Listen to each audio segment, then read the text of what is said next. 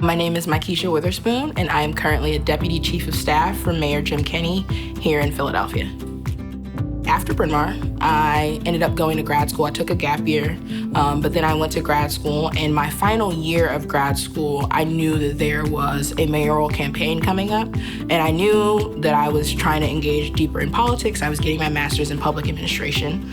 And at that point, the one thing that I was missing on my resume was campaign experience. At that point, there actually was going to be a class on campaigns and elections. And I thought, okay, this is the next best thing. Why not just enroll in the class, try and get as much knowledge as I can, and hopefully that will suffice.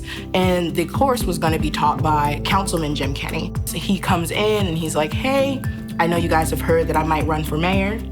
And if I do, I'm not going to teach the course. It'll be TA'd, but you guys are more than welcome to hop on the campaign. I think it was 24 hours later that he walked into the mayor's reception room in City Hall to announce that he was resigning his position as city councilman to run for mayor.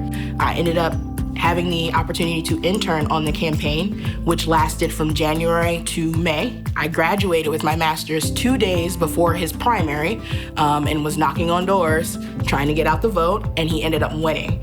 2 weeks later, I was brought on full-time as a press kind of assistant for the communications director at that time.